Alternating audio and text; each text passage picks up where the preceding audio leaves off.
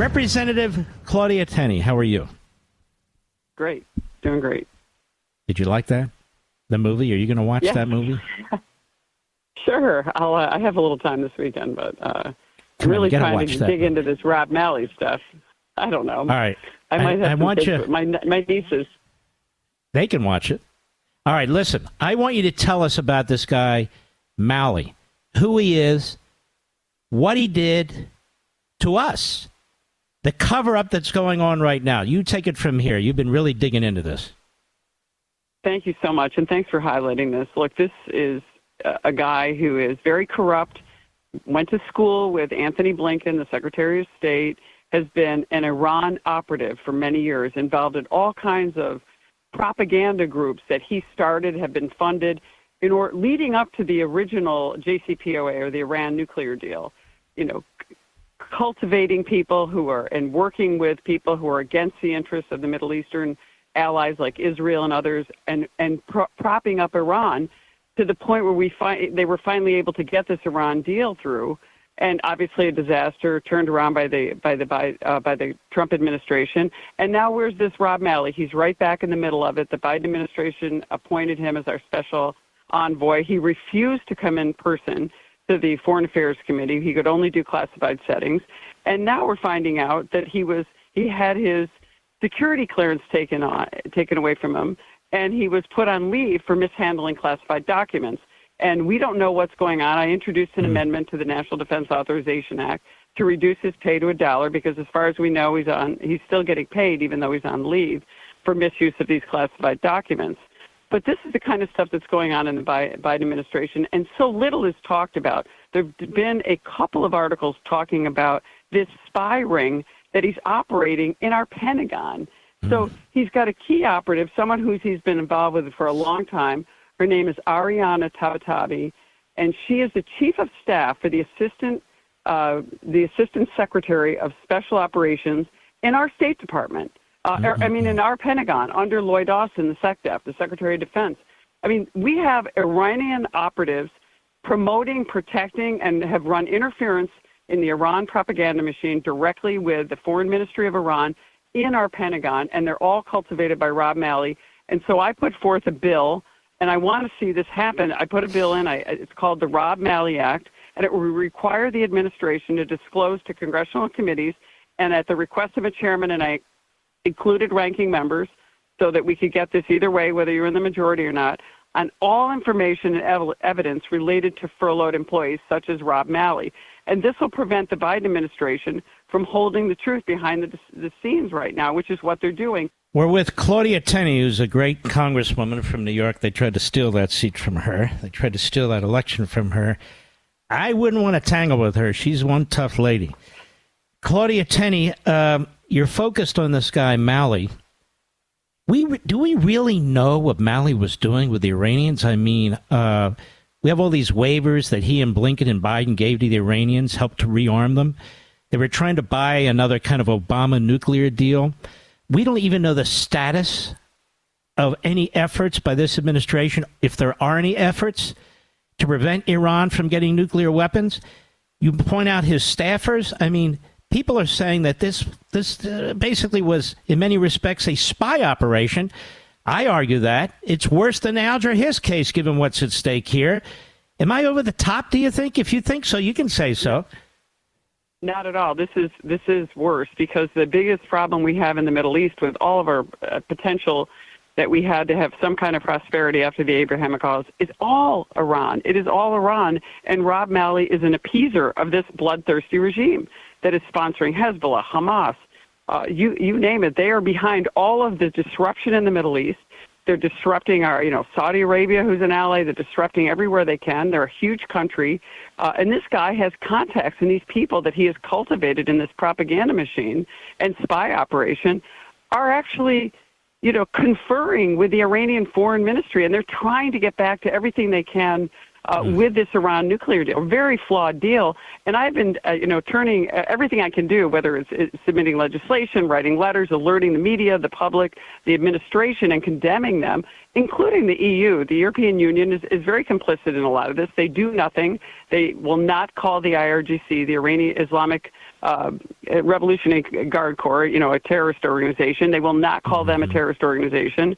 We're pushing everywhere, and the administration is lax. They're allowing these people in the inside. You've got John Kerry, who occupies half of the State Department right now, a former Secretary of State, who's pushing this deal. And one has to wonder, what do these people have, the Iranians, on people like Rob Malley, the administration, and why are they continuing to appease the largest state sponsor of terror in the Middle East, who is disrupting this situation and causing this horrendous situation in Israel? And it's just it's really just it confounds me why they don't do anything, or why they're allowing this to happen, and why the administration remains silent, and why the media says nothing other than the New York Post, you especially in your social media and your shows, and very few limited conservative outlets. There was a Semaphore, the Tablet have talked about these suspicious emails implicating what's happening with Rob Malley.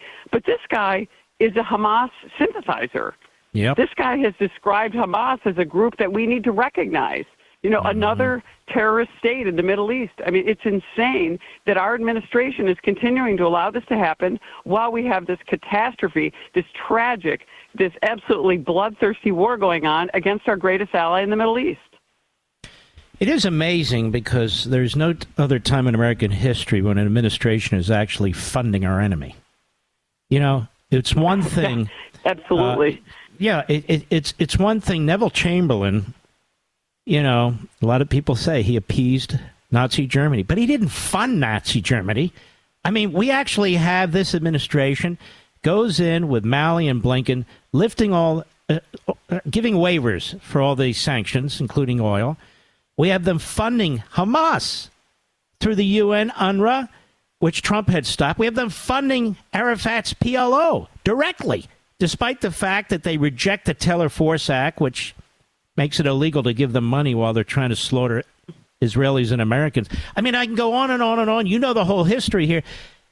You have an administration, an American administration, a president of the United States, a secretary of state. This president is surrounded by all these Obama radical left-wing hacks that are funding our enemy, that are constantly threatening Israel while it's in the middle of the war, threatening to carve up it. What are we dealing with here, Congresswoman? What in the hell are we dealing with? These people are completely corrupt. I mean, I'd like to say follow the money. There's got to be money involved. But look, when you're giving away and relenting on sanctions, $6 billion for hostages, you know what happens when you give money away for hostages? You get more hostages.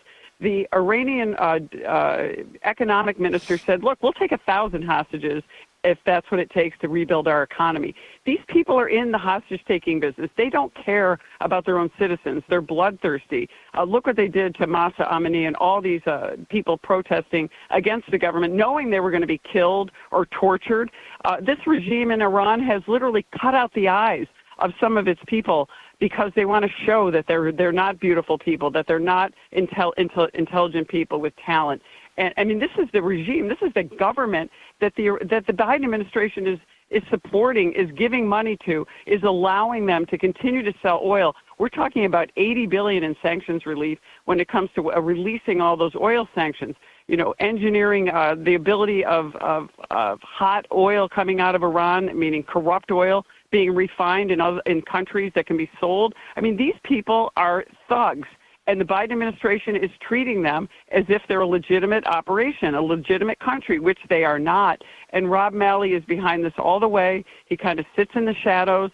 He's best friends with our Secretary of State, which is shameful. This guy needs to go. He needs to be imprisoned. He needs to be prosecuted for some kind of espionage if we can get to the information we need, which is why we have demanded, and there's some senators and some other members in the House who have demanded that we get the information we need on this guy, but nothing happens. They don't react to anything. They continue to allow this to happen. We have hostages held by Hamas, funded by Iran, in Israel, in this tragic situation that's unfolding. We have hostages around the country, around the world, that are being funded indirectly through through Iran and its proxies.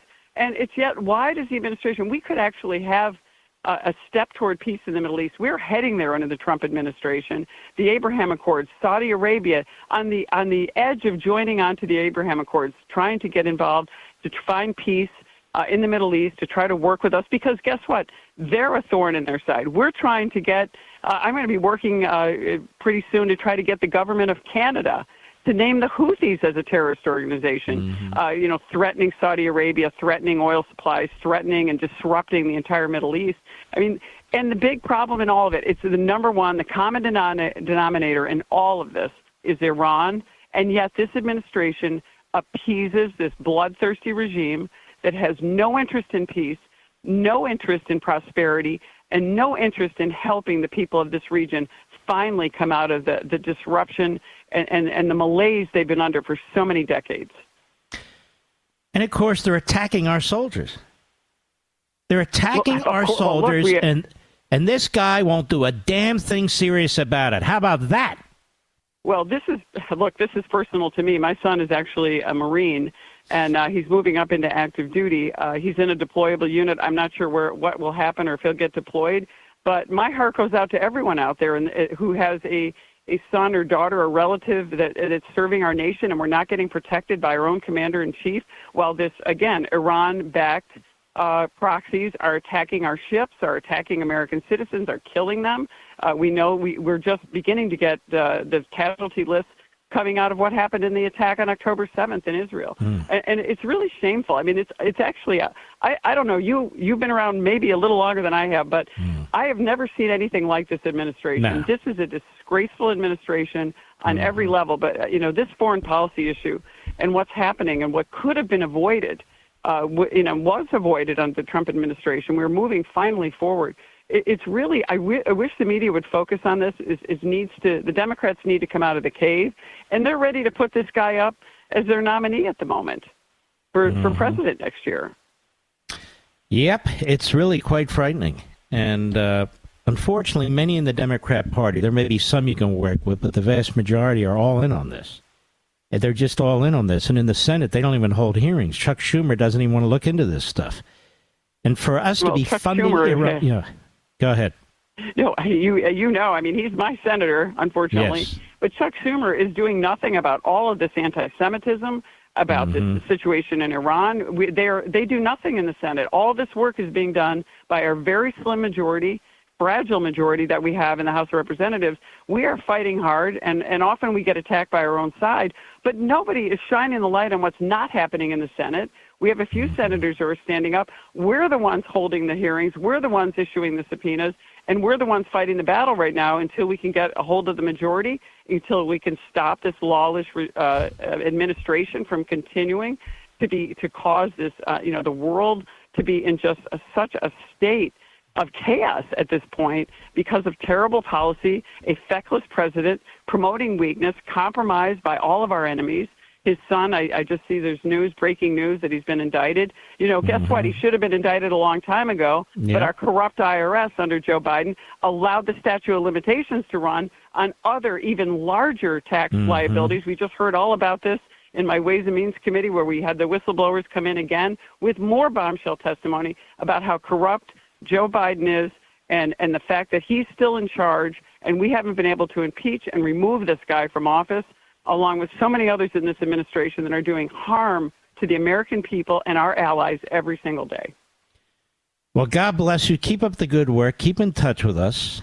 Claudia Tenney of New York. We had a judge there who tried to take her election away from her, but she kept fighting. I remember we focused in on that, didn't we, Mr. Producer? And we'll have to keep watching your district, because I'm sure they're going to target you because you're way too smart and patriotic. I want to thank you, Claudia Tenney. Thank Go ahead. We got redistricting coming up again. The Democrats sued to try to overturn the fair lines determined by a special master and approved by the Court of Appeals last year. We are going at it again because the Democrats cannot stop this power grab to try to take the majority away from us through New York, over the voices and over the will of the New Yorkers who voted against the Democrats' actions on gerrymandering and redistricting. So here we go. They don't believe in democracy. You should know about really that. don't. It's huge. Yes. All right. Take care of yourself. God bless. Thanks Thank so you. much. Appreciate You it. bet. God bless.